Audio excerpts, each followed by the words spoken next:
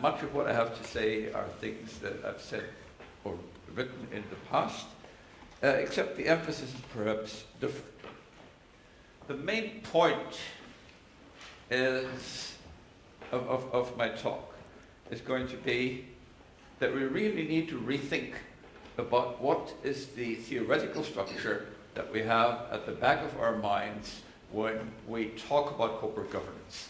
And I actually think that the discussion that we've just heard provides some evidence for the problem. I also think that in terms of looking at empirics, we need to be very careful about what time we're looking at and the extent to which information that we draw from data may be reflecting the spirit of a certain period rather than underlying fundamentals. And at a theoretical level, we need to rethink about what are the underlying fundamentals. So this is where I'm bothered. So if I look at the past 30 years, we begin in a situation where shareholder value is a dirty word in corporate boardrooms. And as of 15 years ago, shareholder value was said to be the benchmark. So that in corporate boardrooms, people would say, well, what does this do to shareholder value? Why? Why this change? Why the increase in the influence of quote-unquote market discipline? Can we really interpret this in terms of improvements in corporate governance? Is the theoretical discussion that all of this serves to improve incentive systems to solve agency problems really appropriate? Moreover, why did all this take place at this particular period? Of course, previous to that, we had the very old view that I've quoted on occasions of the German banker Karl Fürstenberg: shareholders are stupid and impertinent. They're stupid because they give their money to someone else without adequate control, and they're impertinent because they want to be rewarded and ask for a dividend. And moreover, because they love ratings. So the conventional approach would begin from the suggestion that shareholders are owners, managers are agents. The separation of ownership and control is a problem, and we need shareholder control rights derived from ownership and to strengthen them. There are some issues about commitment to which I'll come back, but all this is needed to protect shareholder prospects of earning returns and support the viability of the system. 20 years ago, we had the Schleifer-Vishny survey on corporate governance, which said explicitly corporate governance deals with the ways in which suppliers of finance to corporations assure themselves of getting a return on their investments. If 10 years before that, you would ask, say, a lawyer, in some countries, even at that time, if you'd asked a lawyer, is that your view of what corporate governance is about? The answer would have been no. Advanced countries have assured the flow of enormous amounts of capital to firms and the actual repatriation of profits to the providers of finance. So the basic story here is the corporate sector needs funds for investment. The financial sector channels these funds to the corporate sector. And the external providers of funds are or ought to be protected by rights and customs giving them scope for interfering with management misbehavior. You then have the subsequent literature of Laporta et al. Comparing and assessing different legal systems on how well they perform this task, ranking common law systems first, largely because they're said to have the best protection of shareholder rights. That has influenced policymaking. The slide gives the IMF's interpretation under the auspices of the Washington Consensus. I might also add the ECJ's jurisdiction on golden shares, where defensive measures such as golden shares are deemed to be preventing the free movement of capital because they discourage investment by activist shareholders. And it doesn't matter whether there is any discrimination between foreigners and domestic investors. The underlying conceptual structure comes from contract theory. The firm is a nexus of contracts linking the many individuals that are involved. Contracting takes account of information and incentive problems, and we should interpret observed contracts as institutions as efficient responses to such problems. In parentheses, that research program implies that there is an efficiency bias in our descriptive theory. End of parenthesis. So there is a notion that at the time of contracting, there is a perfect understanding of what's going to happen along each possible path of the game tree. That's the mode of analysis. In this respect, I don't see much of a difference between complete and incomplete contracts. The conceptual structure in incomplete contract theory is exactly the same, except that the subject of contracting is different. We have the same analysis of backward induction, except that contracts stipulate decision powers and control rights rather than actions, decisions, and payoffs. The assignment of decision powers affects moral hazard, and some control rights assignments have the property of residualness. This research program has been enormously fruitful, has provided lots of explanations for lots of phenomena. I've put up a list. I don't want to go into the details. But let us take a step back and think a little bit about the analytical structure underlying it. First of all, there is a finite time horizon. The time horizon is common knowledge, and at the end, the remaining assets are paid out, which eliminates the problem of what if the time horizon is infinite and someone wants to never pay out. At the time of contracting, there is a perfect understanding in people's minds, if not on paper, of what a given contract or system of contracts implies for the development of events along each possible path of the game tree. Some of that may be due to the rituals of how we do theoretical analysis, but once we've done it, that's part of the analytical structure. Contracting is Pareto efficient, subject to participation and incentive constraints. That's the efficiency bias in what we're doing. And even if the behaviors are not stipulated in contracts, the implications of contracting are foreseen and determine the assessment of the alternatives. So here comes my favorite real-world example. The old Union Bank of Switzerland. You can see this is really an antique. In the mid-70s, they introduced registered shares, and in the introduction, they gave management the right to refuse registration of a new shareholder without giving reasons. Ostensibly, in order to give management control to make sure that the majority of shareholders were Swiss, so that they wouldn't be incriminated under a law against ownership of real estate in Switzerland by foreigners.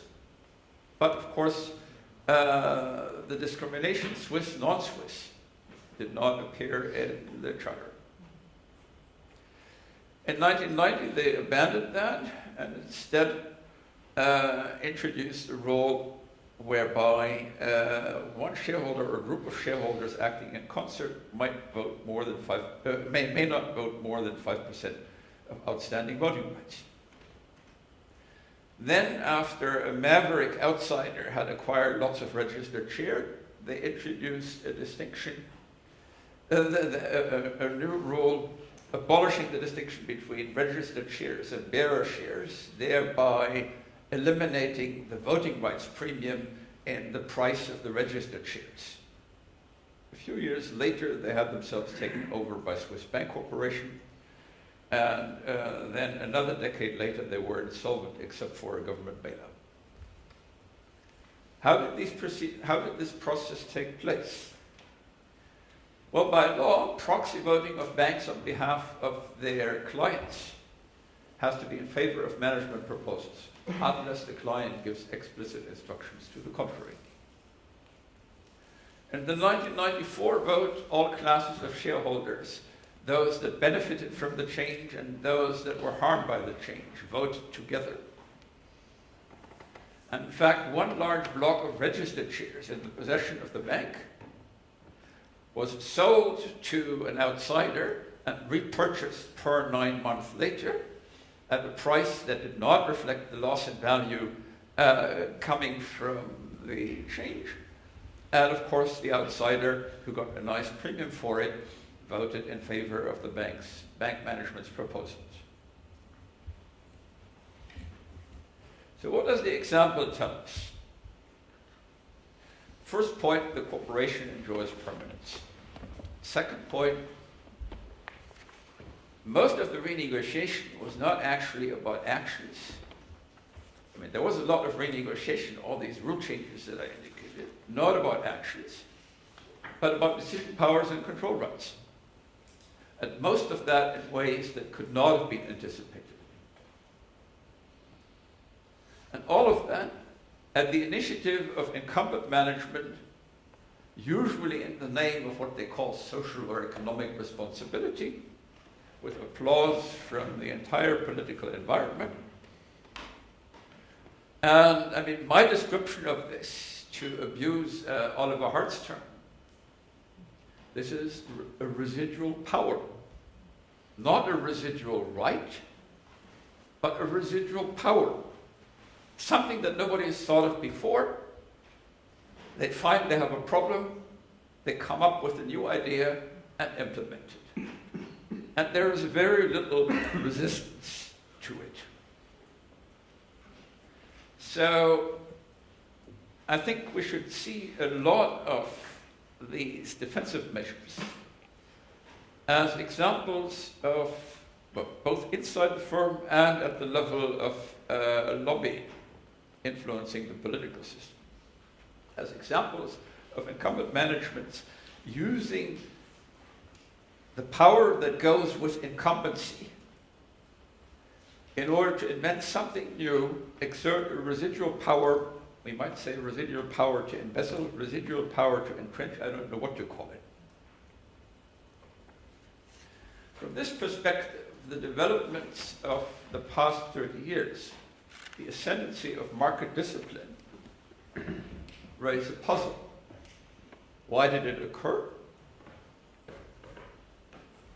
If it doesn't subject these people to a certain degree of outside influence, why did they submit to it? And why did it occur at the time when it did? A hedge fund with 6% of the shares does not really have power. It's power only because management pays attention. So why do they pay attention? I submit the changes in remuneration structures and remuneration levels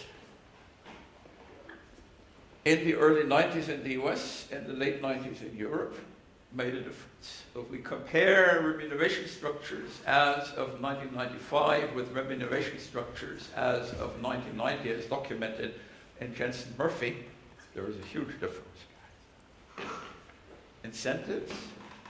Well, of course, we know that the remuneration schemes that were used have poor incentive properties, and the Bebchuk-Fried interpretation of these schemes providing a source of managerial enrichment has a lot going for it. So to some extent, I would submit that the notion, the rhetoric of shareholder value and market discipline provide a smokescreen to hide what went on. So this is really, to some extent, an application of what I said before, management changing the rules, but for their own purposes. Why? I can only speculate on that, namely, the trade-off between wealth and power. Empirically, we observe that length of incumbency in top jobs decreased quite significantly in the 90s. The trade-off between wealth and power changed because various changes in the overall environment provided for significant sources of enrichment. We don't really know about these things, but that's something that would be worth finding out more about and doing more empirical research on. The problem is, of course, that if we are serious about it, we only have one observation, namely the change that occurred in the early 90s.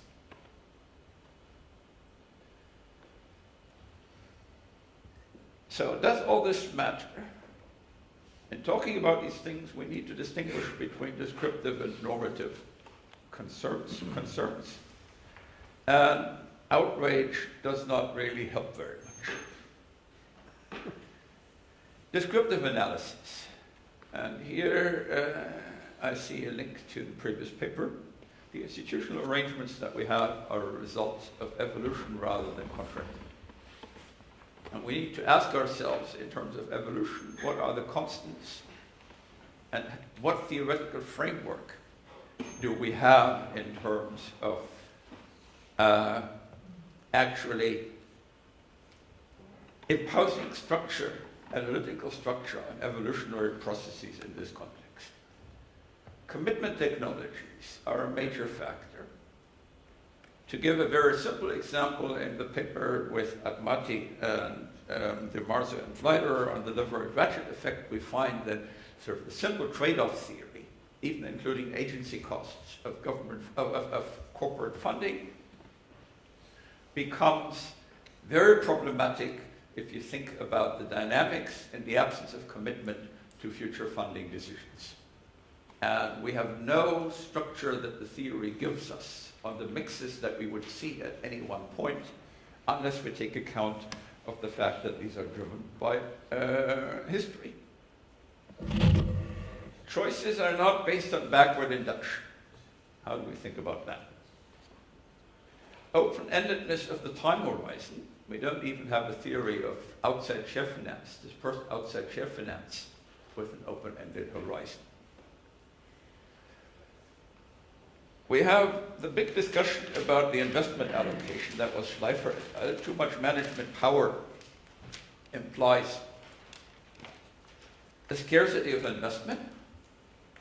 Well, both Myers and Maslov and Jensen's free cash flow argument would suggest the opposite. Not a scarcity of investment. Maybe a scarcity of investment in some areas, but too much investment, inefficiently much investment in others. So the allocative implications concern things like structural change much more than the actual levels.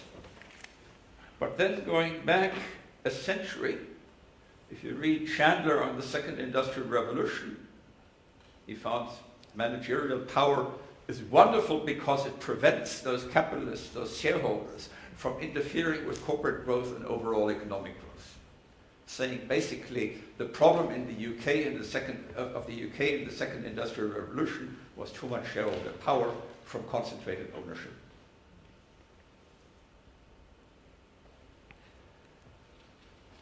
Analytically again, and this links up with the previous talk, if you look at the Blair analysis of how the public corporation developed in the 19th century, namely as a mechanism of commitment to provide permanence and reliability to partners, and how that meant that shareholders were not the owners of the company or its assets, but shareholders were the owners of shares with the rights attached to share ownership.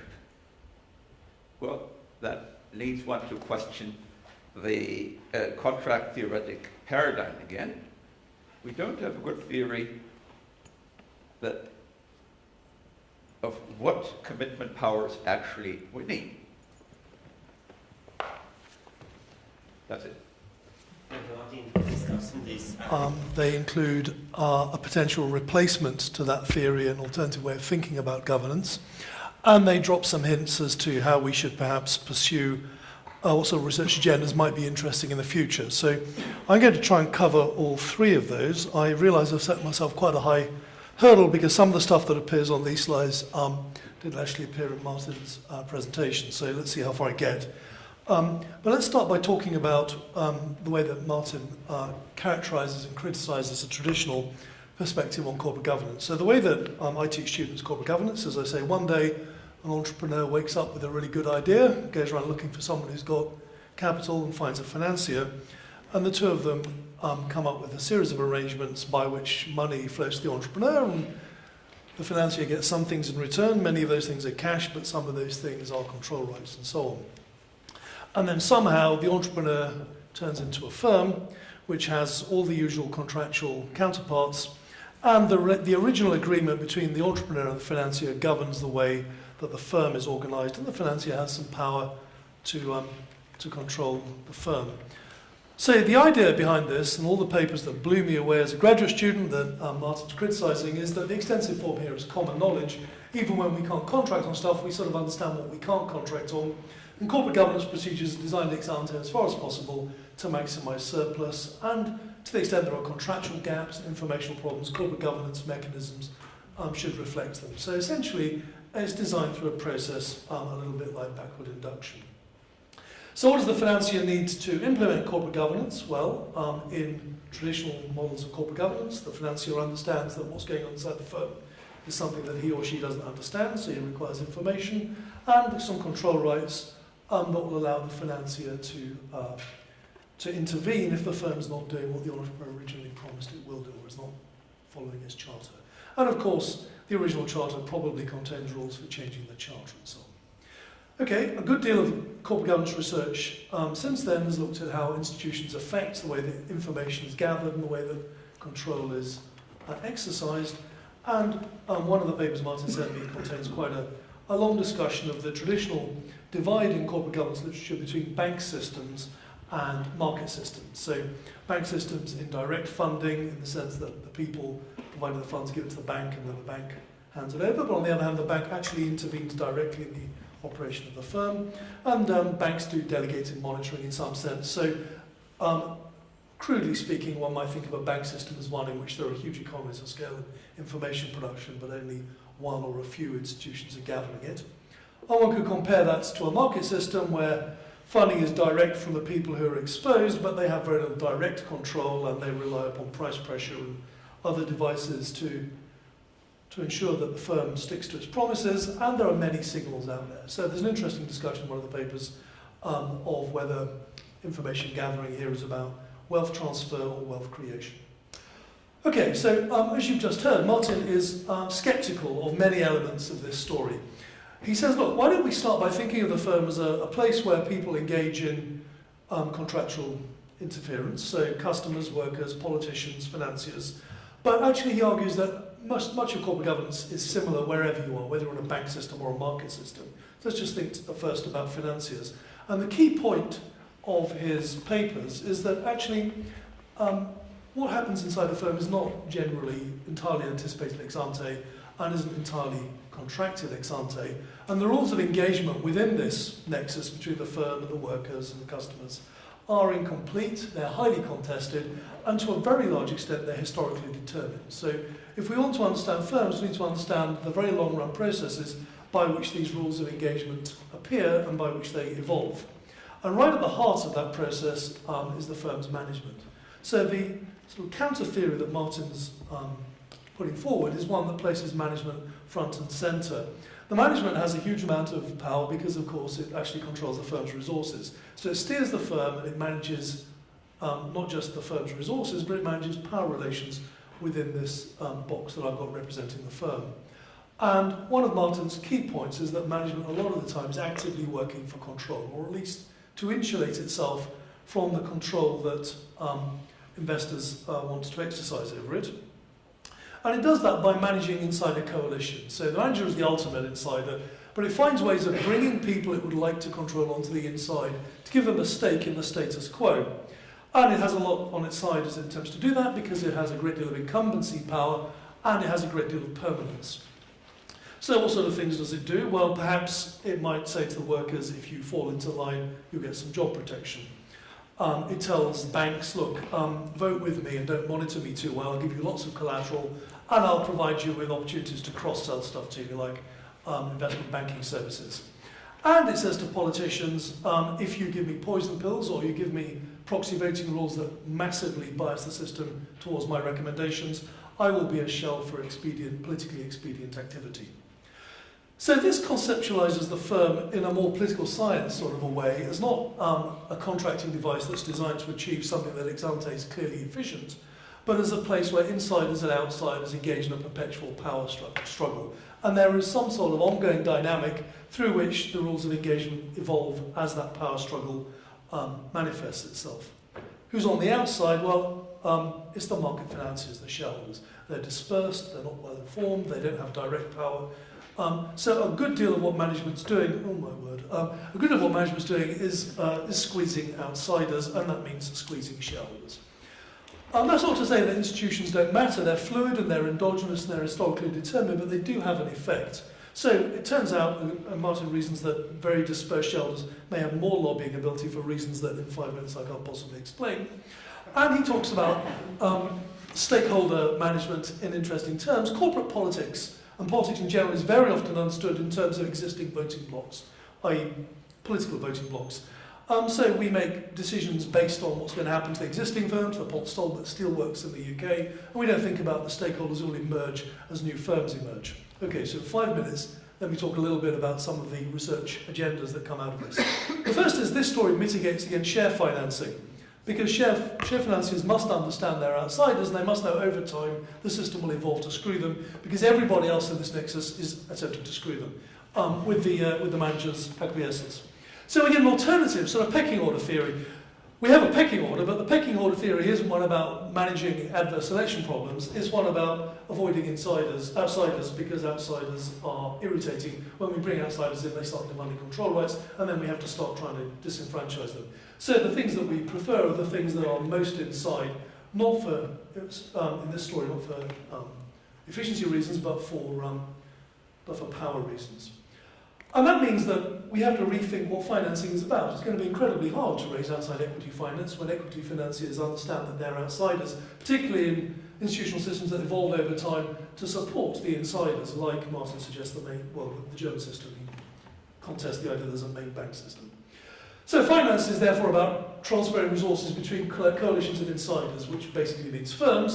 And that was very easy to do in the 1950s when the people who are generating cash had the most investment opportunities. It's rather hard to do now because the people generating cash may not be the people with the most investment opportunities. And one can therefore try to think about firms as delegated investment managers and try to understand how their role has changed. And that throws up some suggestions for things we might study. So very briefly, we might think about politics. There's a status quo bias here from the political emphasis on existing shareholders. It might be interesting to think more deeply about that and what we should do about it. An interesting point that Martin stresses, that actually some recent papers have also stressed, is that management's not monolithic. We have a tendency when we write down game theoretic models to have a manager who's self-interested and a shareholder who's self-interested and get to play a game. But actually, there are many managers, and they're competing for control of the firm. And Martin points out that to some extent that might actually serve to generate efficiency, although because these guys have short-term horizons, it might not generate perfect efficiency. And that means that maybe there's a role here for models of finance that allow for multiple managers. Something else that occurs to me here, when we think about path dependency and historicism and incumbency bias, this is a good place to introduce culture, which is something a lot of people are talking about, at least in the financial sector at the moment. According to the sociologist, cultural devices are a way to frame problems and understand complex social situations when the world's too complex and messy, easily to comprehend. Those cultural devices, because they're ways of making sense of the world, often outlive the problems that generated them. So maybe we can understand some of the governance mechanisms, some of the path dependency that Martin talks about in this paper in cultural terms. And I think this is a sort of hot topic, at least in finance at the moment. And I'm interested also in the decay thing. I'm fairly sure that entrepreneurial finance looks pretty much like the backward induction story that we teach graduate students.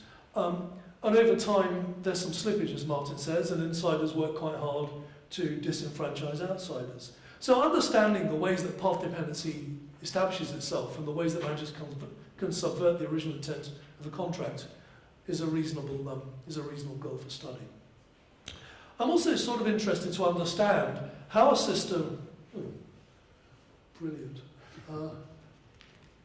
how a system whose power relations are very path-dependent experiences strain. So it's possible, if everything is very tacit and very much based around political coalitions, that we establish equilibria that don't have much legal content, private ordering equilibria, that could change dramatically when there are substantial technological or social changes that undermine the tacit contracts that underpin all of this. So you might argue that technological change, for example, allows us to write better contracts, which is something I'm very interested in, has had a big impact on the sort of power nexuses that we're talking about here. It might explain a recent move towards activism, which wasn't part of the story in the earliest of the papers Martin sent me, and is increasingly an important thing. And that probably affects political incentives and maybe changes the stakeholders that politicians care about. It's also interesting to ask how this stuff affects cross-border governance systems. What happens when a firm operates in two sets of path dependencies? And what are the trade-offs here between bankers and outsiders? Okay, I have more to say, but I was being very optimistic. Let me just conclude by saying these are very lucid, very, very well written, and very thought-provoking papers, and I found them entirely credible. There's an awful lot there for future study and for future work, and in particular there's some new avenues of inquiry into institution formation here and the political economy of corporate governance that I think we're all sort of aware of, but we haven't really modelled formally at least. And I'd be particularly interested in the future to think about the effect, the sort of creative destruction things. What happened in the 1990s arguably was a change towards better information technology and towards new modes of contracting, and that was a change that had substantial impacts on private orderings that we don't tend necessarily to model formally. Okay, just about the time. Let us before collect some questions and then Martin can choose what he wants to ignore. Yes. No,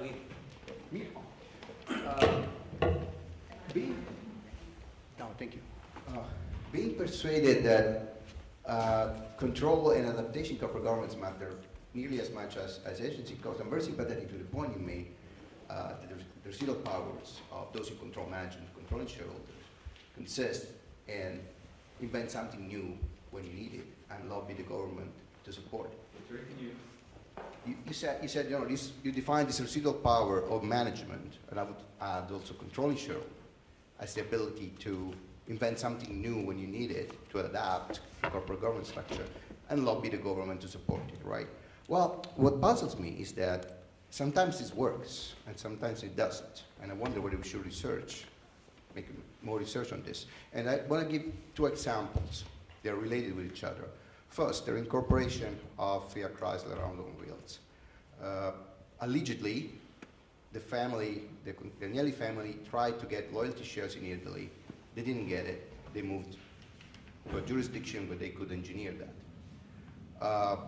Later on, 1 year later, the Italian legislature introduced loyalty shares, and did it in a very strange way, in a way to allow existing controlling shareholders to implement those unilaterally.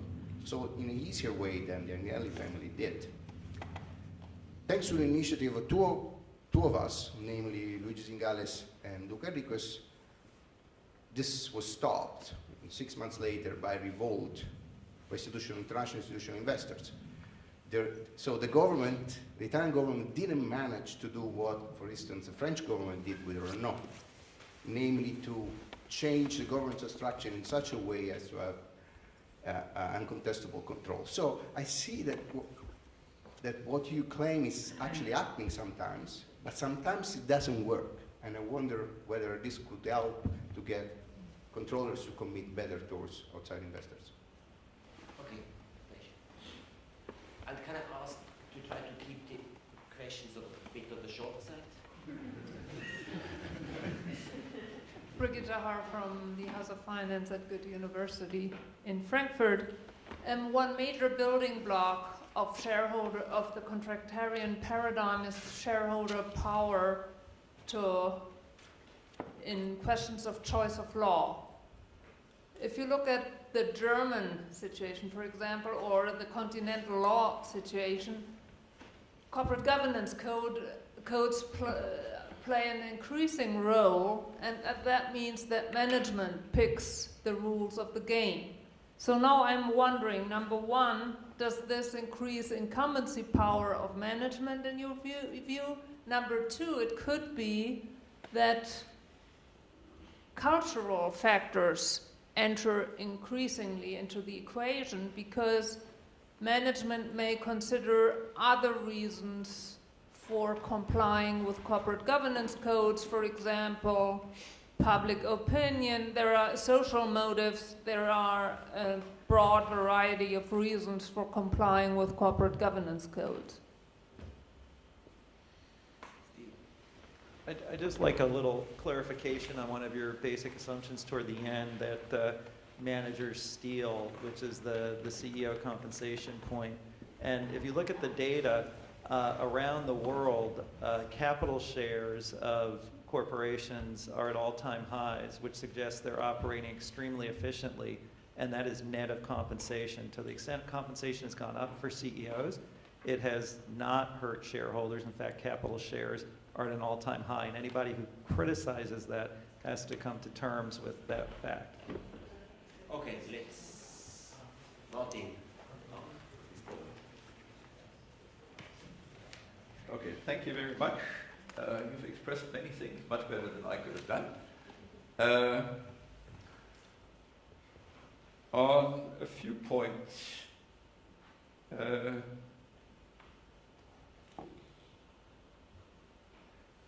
course, the environment plays a role to the extent that I think, say, some of this is historically determined, some of this is determined by evolution. Environmental factors play a role.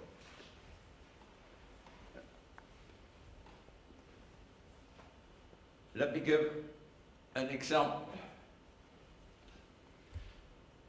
If I look at the Laporte et al. Literature, they stress the difference between financial systems, between legal systems and the financial systems that they give rise to. I might argue that it's just as fruitful to say, well, what's the same across those financial systems? And starting from my hypothesis, which of course Mark Rowe has written about for the US in a different era almost, you have this pecking order explanation of finance. If you look at the American context, in the American context, what you find is that to some extent, the use of the outside stock market provides management with the ability to emancipate itself from the influence of concentrated finance from banks. So where Laporte et al. Would interpret legal provisions for shareholder protection as provisions that serve to control management. One could also argue along the lines of Mark Rowe's book of 20 years ago that in fact the provisions that enable a functioning stock market are provisions that disenfranchise the influence of bankers. The difference is in the legal environment and in the institutional environment, the constant is the interest of incumbent management to have processes, to have structures that enable them to hold on to power. The point of internal conflict, which I didn't talk about, and I'm grateful you did, I think is one that's very important. If we talk about the history of banking in the last 20 years, one aspect of that history, certainly in Europe, is the use of traditional banking schemes by investment bankers to enrich themselves. And you have moral hazard both in terms of accounting rules and in terms of attribution of funding inside institutions. if you look at the 2008 UBS report to shareholders or the various experiences of Deutsche Bank, you see examples of that. So to some extent, that's part of the story. Now your comment, sometimes it doesn't work.